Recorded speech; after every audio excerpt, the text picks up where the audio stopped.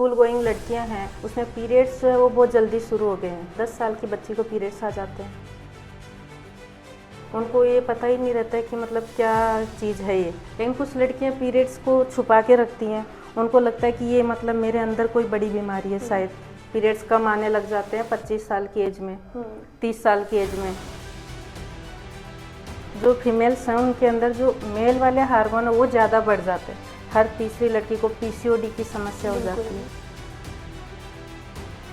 तो आपके 25 से 30 के बीच में आपकी प्रेगनेंसी जो फेस्ट हो ही जानी चाहिए। तो ये जिस भी बाबा जी को दिखाया तब वो कहता है हाँ अब करवा लो, हाँ सोनोग्राफी, क्योंकि उसको लगता है कि इसको कुछ तकलीफ ना हो जाए अब। तो सोनोग्राफी कराया तो बच्चा एकदम अबनॉर्मल बना हुआ था। झलको प्रेजेंट्स निरोगी काया शो। आज भी आप देखेंगे कि छोटे बड़े शहरों में महिलाएं बहुत सारी ऐसी कॉमन प्रॉब्लम्स होती हैं जिन्हें या तो छुपा लेती हैं या उनके बारे में खुलकर ना तो अपने परिवार से बात करती हैं, ना ही डॉक्टर्स के पास चेकअप के लिए जाती हैं। और अक्सर गायनोकोलॉजिस्ट का जब नाम सुनते हैं तो ये लगता है कि सिर्फ प्रेगनेंसी रिलेटेड इश्यूज़ और सिर्फ प्रेगनेंसी के वक्त जो है गायनिक को दिखाना चाहिए या गायनिक डॉक्टर के पास जाना चाहिए। लेकिन ऐसे कई सारे मिथ्स हैं जिनको सही ढंग से जान लेना बहुत ज़रूरी है। ऐसे बहुत सारे सिम्टम्स हैं जिनके बारे में आपको पता होना चाहिए कि ये हो रहे हैं तो डॉक्टर को दिखाना कितना ज़रूरी है। इसलिए आज हम रेनबो हॉस्पिटल में मौजूद हैं और हमारे साथ गायनिकोलॉजिस्ट डॉक्टर हेमलता मैम है और इनसे हम बात करके जानेंगे कि रोज़मर्रा में किस तरह की चीज़ों को अवॉइड करना है, किस तरह की चीज़ों पर बहुत ध्यान देना है, किन सिम्टम्स को इग्नोर नहीं करना है और महिलाओं में खास तौर पर किस तरह की बीमारियां होती है, किस तरह से होती है। जितने भी हमारे दर्शक हैं सभी को राम राम नमस्कार। मेरा नाम है किंजल और आप देख रहे हैं झलको झुंझुनू। आपका हमारे चैनल में बहुत बहुत स्वागत है। ऐसी कौन सी बीमारियां हैं जो बहुत कॉमनली पाई जाती है महिलाओं में, लेडीज़ में, बच्चियों में? महिलाओं में जैसे एक तो आजकल जो गर्ल्स हैं, जो स्कूल गोइंग लड़कियां हैं, उसमें पीरियड्स जो है वो बहुत जल्दी शुरू हो गए हैं। और ये भी एक जो बहुत ही मतलब अलार्मिंग सिचुएशन है। 10 साल की बच्ची को पीरियड्स आ जाते हैं, 11 साल की बच्ची को आ जाते हैं। उनको ये पता ही नहीं रहता है कि मतलब क्या चीज़ है ये, है ना। तो ये चीज़ें है ना इसलिए हो रही हैं कि अपन क्या है कि डेली अपने खान पान में बदलाव, काफ़ी पहले की बजाय खान पान काफ़ी बदल गया है। लाइफस्टाइल काफ़ी बदल गई है। फिजिकल एक्टिविटी इतनी कम हो गई है। जैसे पहले बाहर गेम्स वगैरह फिजिकल एक्टिविटी ज़्यादा होती थी, अब मोबाइल वगैरह से क्या स्क्रीन टाइम बढ़ गया है। दूसरा पढ़ाई का, स्कूलिंग में भी क्या इतना ज़्यादा बर्डन हो गया कि आधे से ज़्यादा टाइम उनका होमवर्क में हो जाता है, फिर स्क्रीन टाइम उनका बढ़ जाता है। और इन चीज़ों से क्या है कि उनका लाइफस्टाइल, खान पान और स्ट्रेस, है ना, इन सब चीज़ों से क्या है कि हार्मोन जो है वो पहले की बजाय काफ़ी बदल गए हैं और उससे पीरियड्स जो है वो भी हो गए हैं। पर कई जैसे स्कूल गोइंग लड़कियां हैं वो पीरियड्स उनको ज़्यादा आते हैं। शुरुआत में जब प्यूबर्टी मेनोरेजी बोलते हैं, जब पीरियड स्टार्ट होते हैं उसको हम मिनार्की बोलते हैं। और जो 13-14 एज में जो पीरियड्स जब स्टार्टिंग होती है तो क्या हमारा जो पूरा जो सिस्टम है, रिप्रोडक्टिव सिस्टम और हार्मोन सिस्टम एकदम से पूरा सेट नहीं हो पाता है, इमेच्योर रहता है। तो सेट होने में टाइम लगता है। उस टाइम के पीरियड्स ऊपर नीचे हो जाते हैं। लेकिन कुछ लड़कियां पीरियड्स को छुपा के रखती हैं। उनको लगता है कि ये मतलब मेरे अंदर कोई बड़ी बीमारी है शायद, मैं इसलिए वो बताती नहीं है।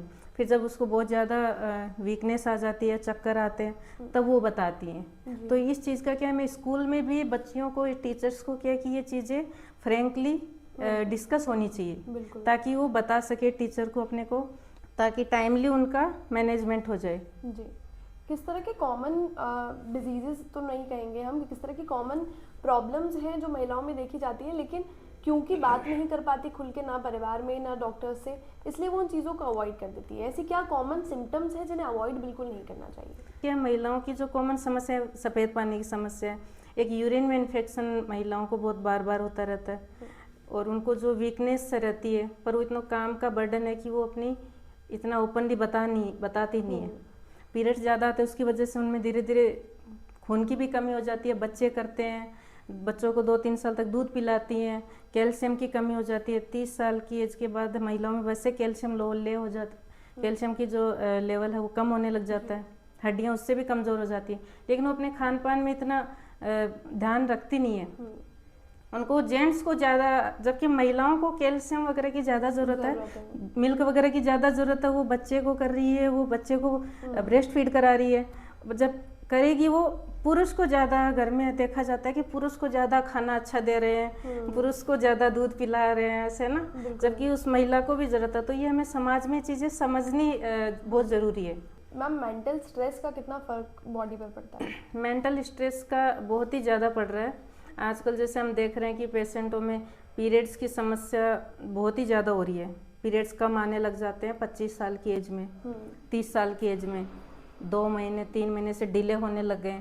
तो स्ट्रेस से क्या होता है, हमारे जो फीमेल्स हैं उनके अंदर जो मेल वाले हार्मोन है वो ज़्यादा बढ़ जाते हैं, फीमेल्स हार्मोन कम हो जाते हैं, जिससे ओवरी का जो फंक्शन है वो डिस्टर्ब हो जाता है और फिर अंडे वगैरह की समस्या भी हो जाती है, जिससे आजकल आपने सुना होगा हर तीसरी लड़की को पीसीओडी की समस्या हो जाती है। बिल्कुल, हमारा अगला सवाल यही होने वाला था। तो ये लेकिन ऐसे हर चीज़ भी ऐसे नहीं है कि पीसीओडी हो गया और मुझे बहुत ही बड़ी बीमारी हो गई है। कई बार पीसीओडी जैसे सोनोग्राफी की फाइंडिंग में आती है, लेकिन अकेली सोनोग्राफी में हमें ओवरी है वो कैसी दिख रही है, पीसीओडी जैसी दिख रही है, वो फाइंडिंग सिर्फ उसकी है। लेकिन हमें उससे इतना नहीं डरना है कि भाई मेरे पीसीओडी ऐसे हो गया, वो एक उसका स्ट्रक्चरल चेंजेज है। लेकिन उसके साथ हमें अगर पीरियड्स कम आ रहे हैं, बच्चे लगने में दिक्कतें आ रही हैं, साथ में अदर जो हार्मोन की चीज़ें जैसे फेस पे बाल आना है ना, ये जो मेल वाले हैं जगह जगह जैसे हेयर का गिरना, बाल्डनेस होना, तो ये सब चीज़ें अगर हैं तो इसका मतलब है कि आपका जो एंडोक्राइन सिस्टम है वो गड़बड़ हो गया है। तो इस चीज़ के लिए हमें ये नहीं हो, इसके लिए क्या करना है वो भी आप ही बताएंगे मैम प्लीज़। हाँ, इसके लिए एक तो ये चीज़ है कि हमें हमारी जो लाइफ स्टाइल है वो चेंज करना बहुत ज़रूरी है। आपको बॉडी का फिजिकल एक्टिविटी बहुत ज़रूरी है। तो हमें इसमें स्ट्रेस जो है वो मेंटल स्ट्रेस इतना नहीं रखना है। जॉब का स्ट्रेस है, लड़कों के जैसे आपने देखा ही होगा आजकल नौकरी नहीं लगी तो शादी नहीं होगी, तो उस वजह से क्या लेट एज में शादी करते हैं, फिर बच्चे लेट होते हैं, है ना। तो उस चीज़ का भी फ़र्क पड़ता है। फिर धीरे धीरे एक फीमेल में क्या है कि अंडों की ओवुलेशन जो टोटल है वो फिक्स रहता है पूरी रिप्रोडक्टिव लाइफ में। जैसे अराउंड 400 ओवम बनेंगे जो प्रॉपर पूरे जो फंक्शनल है। धीरे धीरे 30 ईयर के बाद धीरे धीरे जो एज होती है अंडों की संख्या भी कम होती है और उनकी क्वालिटी भी घटती जाती है। तो आपके 25 से 30 के बीच में आपकी प्रेगनेंसी जो फर्स्ट हो ही जानी चाहिए। लेकिन आजकल 27-28 तक शादी करते हैं, फिर वो 2-3 साल बाद करेंगे बच्चा, ऐसे उनका है कि एक बार हम लाइफ थोड़ा जी ले, है ना। अगर ये चीज़ें हम करेंगे, इतना खान पान का, फिजिकल एक्टिविटी का, स्ट्रेस का, तो आपकी आधी से ज़्यादा समस्याएं जो है वो सोल्व हो जाती हैं। कोई भी ऐसी भ्रांति जो महिलाओं से रिलेटेड है और आप तक पहुंची है आज तक मरीजों के थ्रू, वो आप हमारे ऑडियंस तक पहुंचाकर क्लियर करना चाहती हूँ। भ्रांति में जैसे अब आपने अभी बताया कि जैसे पीरियड्स का समस्या है और फिर पीसीओडी का है, फिर इनफर्टिलिटी का है। तो इनफर्टिलिटी के लिए कई बार क्या कि शुरू में शादी के 1-2 साल बाद शुरू में वो सीधा डॉक्टर के पास नहीं जाते गांव की। उनको लगता है कि नहीं मेरी जो बीमारी है वो एक्सपोज हो जाएगी, ये डॉक्टर को दिखा रही है, इसमें बीमारी है, इसमें कुछ कमी है। तो वो क्या लोकल जो है झाड़ फूंक और वो तरीका अपनाते हैं। इस चीज़ों से क्या उनका टाइम जो है वो वेस्टेज होता है, उनसे एक्चुअली कुछ नहीं होता है। बिल्कुल। हाँ, तो उसमें वो अपना टाइम जो बर्बाद होता है, जिससे उनका टाइम जो एज है वो और निकल जाती है।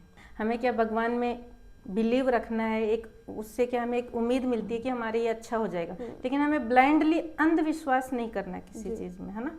ये दूसरा, जैसे कई प्रेगनेंसी में बच्चे बार बार खराब हो रहे हैं, बच्चे 2 बार खराब हो गए, तो फिर डॉक्टर के पास ट्रीटमेंट न ले जाके वो कुछ लोकल अपनाते हैं, उस वजह से भी उसको फिर नुकसान है ना। हमें ट्रीटमेंट से किसी बच्चे को नुकसान होता नहीं है, लेकिन वो उनके दिमाग में से बैठा देते हैं कि ये दवा नहीं लेनी है, ये सोनोग्राफी नहीं करनी है। अभी पिछले ही महीने 6 महीने तक उसका सोनोग्राफी नहीं कराया, 7 महीने का हो गया प्रेगनेंसी। जब उसको कुछ कंप्लेन हुआ तब तो उनको फिर वो पूछते हैं जिस भी बाबा जी को दिखाया, तब वो कहता है हाँ अब करवा लो, हाँ सोनोग्राफी, क्योंकि उसको लगता है कि इसको कुछ तकलीफ ना हो जाए अब। तो सोनोग्राफी कराया तो बच्चा एकदम अब बना हुआ था। अगर वो उस चीज़ को टाइमली चेक करवा लेती तो उसका मतलब टाइमली इलाज हो जाता और वो सेफ मदर के लिए सही रहता। 7 मंथ तक उसने उस बच्चे को कैरी किया है। और ये एक ब्लाइंड अंधविश्वास है कि उनके ऊपर ब्लाइंड कर दिया, ये कह रहे तो मेरा बच्चा ठीक है मतलब। तो ये सब है ना गाँव में अभी भी है और इसको बहुत ही मतलब जागरूक करने की ज़रूरत है। बिल्कुल, लोगों को अवेयर होने की काफ़ी ज़रूरत है। मैम पीरियड्स में किस तरह के फूड्स को अवॉइड करना चाहिए? हमने बहुत बार सुना है पीरियड्स कि में जैसे सॉफ्ट बहुत ड्रिंक ही जैसी चीजें नहीं पीरियड्स में सॉफ्ट लेनी ड्रिंक का ये नहीं करना चाहिए। इनसे क्या कि पीरियड्स में हमें हार्मोनल चेंज इस तरीके से होता है कि एसिड नॉर्मल की बजाय ज़्यादा बनता है, तो सॉफ्ट ड्रिंक और इनमें क्या एसिडिटी के चांसेस और ज़्यादा होते हैं। दूसरा उसमें केमिकल्स भी होते हैं, है ना। और जो स्पाइसी फूड है उसको अवॉइड करना चाहिए।